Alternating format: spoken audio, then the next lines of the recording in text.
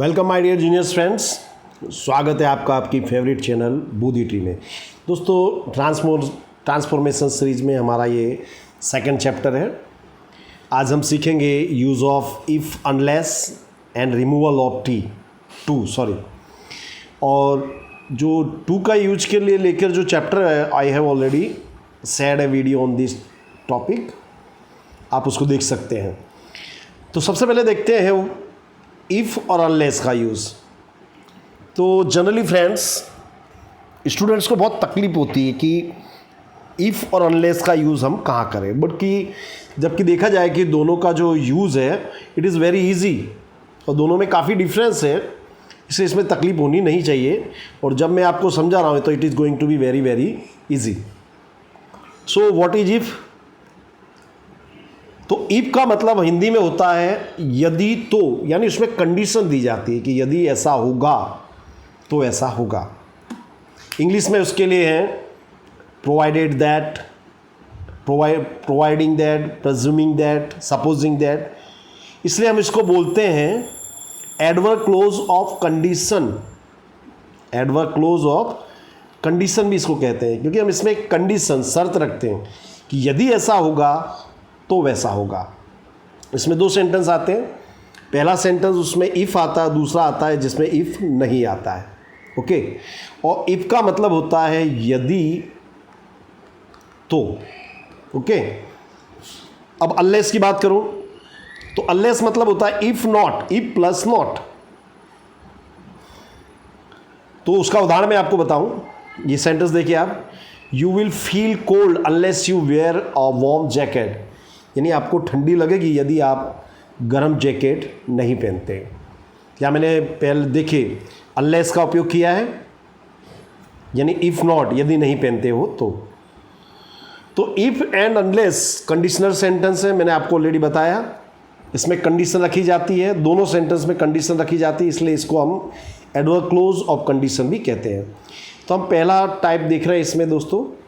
जैसे देखिए, if we hurry, I am going to show you the use of unless. If you do not hurry, we will be late for the show. यानी यदि आप जल्दी नहीं करते हो तो हम शो के लिए लेट हो जाएंगे। अब यहाँ पे आपको नॉट का उपयोग करना है, तो हम क्या करेंगे, इफ़ और ये जो नॉट है इसको हटा देंगे और उसकी जगह पे क्या आ जाएगा, अनलेस। अनलेस यानी इफ़ नॉट होता है, तो हम अनलेस का उपयोग करेंगे तो इफ़ और नॉट हट जाएगा और आगे के सेंटेंस में कोई चेंज नहीं होगा। इसका भी मतलब वही होता है कि यदि हम जल्दी नहीं करते हैं हम शो के लिए लेट हो जाएंगे। ओके, सेकंड सेंटेंस देखिए, if you can not help yourself no one can help you. यानी यदि आप अपनी मदद नहीं कर सकते तो कोई भी आपकी मदद नहीं कर सकता। या देखिए इस वाक्य में इफ़ और नॉट आया है, तो जब मैं अनलेस का उपयोग करूँगा तो ये इफ़ और नॉट हट जाएगा, तो अनलेस आ गया आपका। तो क्या मीनिंग भी चेंज नहीं हो रहा है, unless you can not help your self. तो यानी यदि आप आपकी मदद नहीं कर सकते हो, no one can help you, कोई और आपकी मदद नहीं कर सकता। ये हमारा सेंटेंस है। ओके, यानी अनलेस का उपयोग कर रहे हैं तो इफ और नॉट हट गया है, यानी उसकी सब्स्टिट्यूशन में वो आ जाता है। थर्ड सेंटेंस देखिए, if you do not keep quiet I will drive you out of the class. यानी यदि आप शांति नहीं रखते हो मैं तुम्हें क्लास से बाहर निकाल दूंगा। तो अनलेस का उपयोग करूँगा तो इफ़ और डू नॉट हट जाएगा, इफ़ और डू नॉट हटेगा तो उसकी जगह पे आ जाएगा आपका अनलेस। ओके, फोर्थ सेंटेंस देखिए, if you have not disturb me I would have finished my work. यानी यदि तुमने मुझे डिस्टर्ब नहीं किया होता तो मैं अपना काम पूरा कर देता। तो यहाँ पे भी हम वही कर रहे हैं, इफ़ और नॉट हट गया आपका, उसके यहाँ पे आपने क्या लिखा, अनलेस। ओके, फिफ्थ सेंटेंस देखिए, I will cut your salary if you can not come on time. यानी मैं तुम्हारी सैलरी कट कर दूंगा यदि तुम समय पर नहीं आते। यहाँ से मैंने इफ़ और ये नॉट हटा दिया, उसकी जगह मैंने क्या लिखा, अनलेस। ओके, सिक्स सेंटेंस देखिए दोस्तों, इसमें खास ध्यान रखिएगा, इट इज़ वेरी इंपॉर्टेंट। इस ऐसे सेंटेंस में बहुत सी मिस्टेक होती है। If Neha does not submit her assignment, she will fail. So if और not को मैंने हटा दिया, उसकी जगह less आया, but one thing, यहाँ पे does आया है। तो डू के पीछे ई एस लगाकर डज बनता है, तो जो ई एस है वो वर्ब के पीछे आ जाएगा। Notice this, once again I repeat, if और नॉट हटा दिया, लेकिन जो डज भी हटाया हमने, डज नॉट हटेगा, not only not but does not. तो जब डज नॉट हटेगा तो जो वर्ब है उसके पीछे एस आ जाएगा। 7 देखिए, सेकंड एग्जांपल दे रहा हूं दोस्तों, if Anil does not help his brother he can not help you. यानी यदि अनिल उसके भाई की मदद नहीं करता है तो वो आपकी मदद नहीं कर सकता। तो यहाँ से मैं इफ और डज नॉट हटाऊंगा। और रिमेंबर फ्रेंड्स, जब भी डज नॉट आप हटाओ तो ये जो एस या ई एस होता है ये वर्ब के पीछे आ जाएगा। ओके, 8th सेंटेंस देखिए, if it does not rain my crops, इस द क्रॉप्स आना चाहिए friends, it is a spelling mistake, CROPS, crops will be ruin. यानी यदि बारिश नहीं होती है मेरी फसल बर्बाद हो जाएगी। तो मैं क्या करूँगा, अनलेस का उपयोग करूँगा, तो इफ़ और डज नॉट हट जाएगा। तो आई हैव टोल्ड यू कि जब भी डज नॉट हटाएं तो वर्ब के पीछे एस आ जाता है। तो यहाँ देखिए हमने रेन का क्या कर दिया, रेन्स। वाई? क्योंकि हमने डज नॉट को हटाया है। ओके, 9th वन देखिए, they might have killed her if she did not shout on the time. यानी उन्होंने उसे मार दिया होता यदि वो समय पर नहीं चिल्लाती। तो यहाँ पे मुझे इफ और डिड नॉट को हटाना पड़ेगा, डिड नॉट पूरा सटेगा। तो अनलेस मैंने लिख दिया और डिड नॉट हटाऊंगा तो जो वर्ब है शाउट, इसका सेकेंड फॉर्म आएगा। तो डज नॉट हटाएंगे तो वर्ब के पीछे एस, और डिड नॉट हटाएंगे तो वर्ब का सेकेंड फॉर्म इसमें आता है। 10th देखिए, नेक्स्ट एग्जाम्पल देखिए दोस्तों, if Anita did not call the doctor he might have lost his life. यदि अनीता ने डॉक्टर को नहीं बुलाया होता तो वो मर जाता। तो देखिए यहाँ पे मैं इफ़ और डिड नॉट हटाऊंगा, तो डिड नॉट हटाऊंगा तो ये जो वर्ब था कॉल, इसका क्या हो जाएगा, called. Second form of the verb का उपयोग होगा। 11 देखिए, 11वां, they must have looted her shop if she did not call the 911। 911 helping number है, ये अमेरिका का है। तो यहाँ पे मैं अनलेस का उपयोग करूँगा तो इफ और डिड नॉट हटेगा, और डिड नॉट हटेगा तो ये जो वर्ब है कॉल, इसका सेकेंड फॉर्म आ जाएगा कॉल। ओके, तो आपको काफ़ी कंसेप्ट क्लियर हो गया।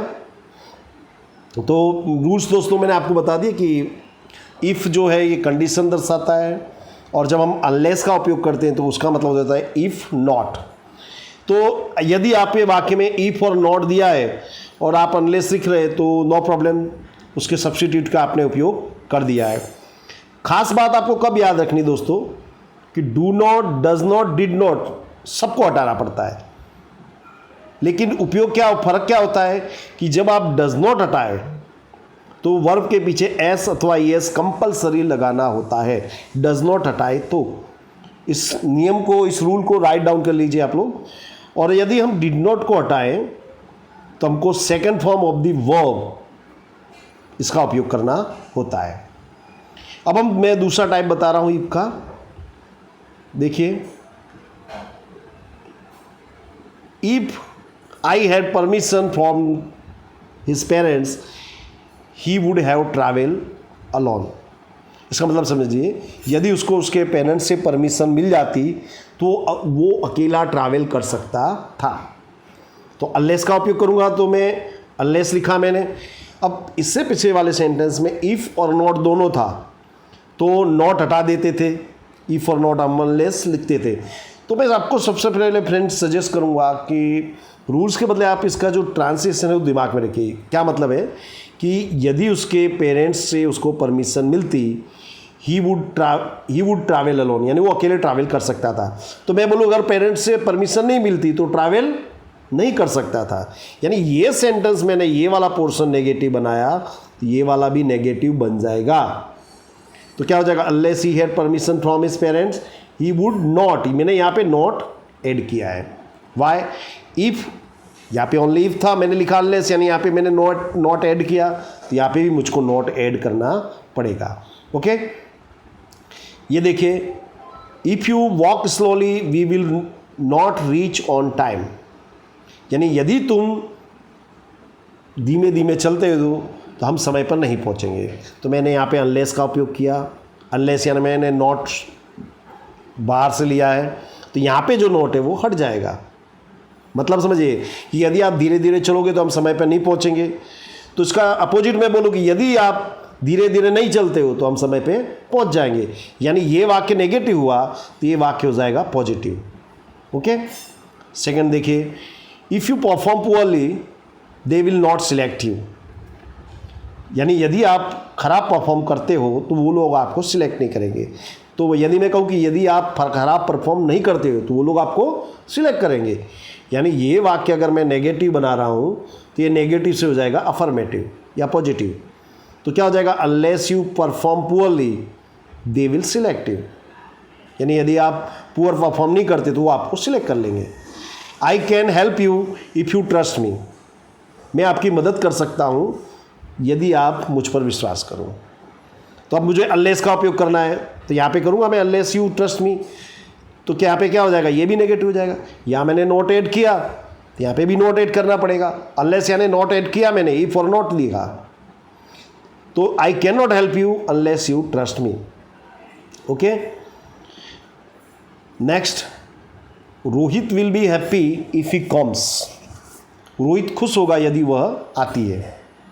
तो यह अगर तो अब मुझे नेगेटिव बनाना है इसको, इस सेंटेंस को, तो एट द सेम टाइम ये सेंटेंस भी पॉजिटिव से क्या हो जाएगा, नेगेटिव। तो ये क्या हो जाएगा, Rohit will not be happy. Okay, 6 देखिए, if you work hard you will score good marks.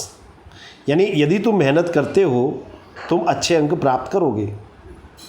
तो यदि तुम अच्छे अंक मेहनत नहीं करते हो तो अच्छे अंक नहीं मिलेंगे। यहाँ मैंने अनलेस का उपयोग किया तो ये वाक्य पॉजिटिव से क्या हो जाएगा, नेगेटिव। ओके, 7 देखिए, you will not be selected if you misbehave with your partner. यानी आपका सिलेक्शन नहीं होगा यदि आप अपने पार्टनर के साथ दुर्व्यवहार करते हो। तो अब मुझे अनलेस का उपयोग करना है, तो इफ़ और नॉट आया तो यहाँ से जो नॉट है वो मुझको रिमूव कर देना पड़ेगा। यानी आपको बैलेंस करना है कि यानी यदि आप मिसबिहेव नहीं करते हो तो आपको सिलेक्ट किया जाएगा। ओके, 8 से देखिए, if you can help you can stay here. यदि आप मदद कर सकते हो तो आप यहाँ रह सकते हो। तो मुझे यहाँ पे ये पॉजिटिव से नेगेटिव बनाऊंगा तो इसको भी पॉजिटिव से नेगेटिव बनाऊंगा। ओके, तो क्या हो जाएगा कि यदि आप मदद नहीं कर सकते तो यहाँ पे नहीं रुक सकते हो। Okay, I will call you if I have any doubts. मैं आपको फ़ोन करूँगा यदि मुझे कोई डाउट्स होते हैं। तो अब मुझे अनलेस का उपयोग करना है, तो यदि डाउट नहीं होगे तो मैं आपको फ़ोन नहीं करूँगा। यानी मैं इस वाक्य को नेगेटिव बना रहा हूँ पॉजिटिव से, तो ये भी पॉजिटिव से नेगेटिव बन जाएगा। ओके, रूल्स देखिए दोस्तों, the part carrying if does not carry any negative, so while replacing it here with unless the part of the sentence gets changed। देखिए, यदि if does not आता है और नेगेशन आता है, सो if का उपयोग अपने करेंगे तो जो सेंटेंस है वो हमारा चेंज हो जाता है। सो फ्रेंड्स, ये मैंने आपको सब बता दिया है। अब now what you have to do, you have to practice these sentences. ये जो सेंटेंस है आपके सामने है, आपको इसमें इफ़ की जगह पे अनलेस का यूज करना है। And I will suggest you one thing, if you are a student of Hindi medium और other medium, then you should translate these sentences, then it will be very very easy for you. आप इसका भाषांतर कीजिए, चीज़ें आपके लिए बहुत ही आसान हो जाएगी। ओके, अब ट्रांसफॉर्मेशन सीरीज में दोस्तों हम दूसरा चैप्टर देखते हैं, removal of too and use of too. So too का मतलब होता है मोर देन रिक्वायर्ड, यानी आवश्यकता से अधिक। ओके, और वाक्य में टू आए तो वाक्य नेगेटिव सेंस दर्शाता है, इसका ये आप याद रखिएगा। इसको अपने बोर्ड में एग्जाम में कई तरह से पूछते हैं remove too, make it negative और मेक इट कॉम्प्लेक्स। ओके, 3 तरह से पूछते हैं, remove too, make it negative और दूसरा प्रकार है मेक इट कॉम्प्लेक्स। इन 3 तरह से हम ये जो टू वाला सेंटेंस है उनको पूछते हैं। ओके, तो टू वाले वाक्य का आप स्ट्रक्चर याद रखिए। टू वाले वाक्य में ये टू आएगा और यहाँ पे दूसरा टू आएगा इन्फिनिटिव, और बीच में आएगा आपका एडजेक्टिव, और यहाँ पे आएगा helping verb is, am, are, was, were, it can be anything. तो जब हम टू को रिमूव करेंगे तो क्या यूज होता है, याद रखिए, सो that, can, could not. Can not भी हो सकता है, कुड नॉट भी हो सकता है। यदि आपका वाक्य नेगेटिव पास्ट टेंस का है तो हम कुड नॉट का उपयोग करेंगे, because could not is the past form of can. और यदि आपकी helping verb is, am, are है, then we use can not. Okay, I am giving you सब एग्जाम्पल, कुछ समझा रहा हूँ मैं आपको। It is too dark to see anything, यानी बहुत ही अंधेरा है कुछ भी देखने के लिए, या फिर इसका ऐसा भी कह सकते कि इतना अंधेरा है कि हम बाहर देख नहीं सकते। तो क्या किया मैंने, टू को हटा दिया, ये टू भी हट जाएगा। सो दैट, इसके बीच में आपने एडजेक्टिव लिखा डार्क, और यहाँ पे हमने अपने मन से सब्जेक्ट लिखा है वी। वी के बदले आप वन भी लिख सकते हैं, इट इज़ ऑल्सो राइट। आई भी लिख सकते हैं कि मैं कुछ नहीं देख सकता, कोई कुछ नहीं देख सकता, इट इज़ ऑल्सो राइट। तो जब it is so dark that we can not see anything, मैंने कैन नॉट का उपयोग किया बिकॉज यहाँ पे हेल्पिंग वर्ब है आपका इज। ओके, अब यहाँ पे दूसरा सेंटेंस देखिए दोस्तों, यहाँ पे मैंने टू का उपयोग किया है। तो टू के उपयोग में क्या करेंगे हम, देखो, सो दैट, कैन नॉट, और ये जो प्रोनाउन है इसको रिमूव कर देते हैं। तो क्या हो जाएगा, रमेश इज टू, और बीच में आएगा आपका एडजेक्टिव। एडजेक्टिव क्या है, weak, to walk four miles. Okay, अब ये देखिए, ये सेंटेंस दिया, this food is so spicy that I can not eat it. तो आपको क्या करना है, ये सेंटेंस से नेगेटिव इसको अफर्मेटिव बनाना है। तो नेगेटिव में से बना अफर्मेटिव बनाएंगे तो सो दैट, कैन नॉट, ये हट जाएगा। तो क्या हो जाएगा, this food is too spicy for me. अब ये फॉर मी कैसे आए हो याद रखिए, जो आपका सब्जेक्ट है वाक्य की शुरुआत में नहीं है तो आई का हो जाएगा फॉर मी। अगर यहाँ वी होता तो उसका होता फॉर अस, अगर यहाँ ही होता तो होता फॉर हिम। इसको आप ध्यान में रखिएगा। फोर्थ देखिए, he is too sharp to lose the match, यानी वो, इसको आपको क्या करना है, अफर्मेटिव बनाना है। अफर्मेटिव बनाएंगे तो हम क्या करेंगे, टू और ये टू को हटा देंगे। सो दैट, यहाँ पे प्रोनाउन आपका आएगा ही के हिसाब से, can not. Why can not, क्योंकि यहाँ पे हेल्पिंग वर्ब है इज। अब मैंने I have told you before that friends, इसको कॉम्प्लेक्स बनाओ, इस तरह से पूछ सकता है। सेंटेंस दिया होगा ट्रांसफॉर्मेशन में, आपको पूछेंगे make the sentence complex. For example ये देखिए, Kunal is too intelligent to not to score more than 90% marks. तो ये जो वाक्य है ये नेगेटिव है, नेगेटिव है, टू का उपयोग करने से नेगेटिव होता ही ऑलरेडी, और ये भी नेगेटिव है। तो जब हम इसको कॉम्प्लेक्स बनाएंगे तो ये नॉट भी हट जाएगा, टू भी हट जाएगा। इसका मतलब समझिए, Kunal is too intelligent to not to score more than 90% marks, यानी कुणाल डल नहीं है, वो इंटेलिजेंट है और वो 90% से ज़्यादा मार्क्स स्कोर कर सकता है। तो हमने यहाँ सेंटेंस होगा, Kunal is so intelligent that he will score more than 90% marks. Friends, सब पहले क्या करते थे, टू को हटाने के बाद सो दैट, कैन, कुड, नॉट लगाते थे। ओके, यहाँ पे ऑलरेडी नॉट है ही, तब इसमें जो दूसरा सेंटेंस में नॉट नहीं लगाएंगे। ओके, देखिए, I have already explain you the rules that while adding and removing too replace too so that. Too को हटाने के लिए so that, can, could, not का उपयोग हम करते हैं। If question is affirmative the sentence will be negative. Keep in mind कि यदि क्वेश्चन आपका अफर्मेटिव है तो आंसर आपका होगा negative, and if the question is negative then the answer will be affirmative. यानी I have shown you the example, affirmative हो तो नेगेटिव, नेगेटिव हो तो अफर्मेटिव बनाते हैं। Here are some more examples. The ground is too wet to play now. तो यहाँ पे सब्जेक्ट नहीं दिया तो हम क्या लिखें, the ground is so wet that we, हमने सब्जेक्ट क्या लिखा, वी, कि हम यहाँ पे खेल नहीं सकते। सेकंड देखिए, this bag is too heavy for me to carry it to the fourth floor. तो फॉर मी के स्थान पे क्या आ जाएगा दोस्तों, आई। इसका मतलब समझिए, this bag is too heavy for me to carry it to the fourth floor. इसका मतलब समझिए आप, अगर आपके दिमाग में इसका ट्रांसलेशन बैठ गया तो you will remember it for ever. यानी ये बैग इतना हैवी है कि मैं उसे फोर्थ फ्लोर पर नहीं ले जा सकता। तो मैंने क्या किया, टू को हटाने के लिए, सो दैट फॉर मी के स्थान पर मैंने क्या लिखा, I. This bag is so heavy that I can not carry it to the fourth floor. Third देखिए, he drove too fast to be caught by the police. यानी उसने ज़्यादा ही तेज़ चलाई कि पुलिस उसको पकड़ ना सके, यानी उसने जितना तेज़ नहीं चलाया। तो हम क्या बोलेंगे, he drove so fast that police could not मैंने क्यों यूज किया, because this is sentence of simple past tense. तो पास्ट हो तो हम कुड नॉट का उपयोग करते हैं। फोर्थ देखिए, this soup is so hot that I can not drink it now. Sorry this soup is too hot to drink it now. या सब्जेक्ट नहीं दिया है तो आप सब्जेक्ट आई, वी, वन कुछ भी लिख सकते हो। तो क्या होगा, this soup is so hot that I can not drink it now. Okay, here are some examples. और ये मैंने आपको एग्जाम्पल्स बता दिए दोस्तों। इसके बाद ये एक्सरसाइज है।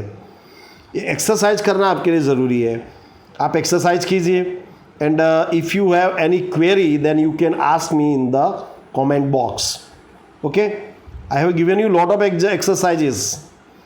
एक्सरसाइज मैंने ज़्यादा दिए ताकि आपका जो प्रैक्टिस है परफेक्ट तरीके से हो जाए। आप वीडियो को पॉज करके एक्सरसाइज करिए। And if you have any query then you can ask me comment box. Have a nice day, best of luck, thank you very much.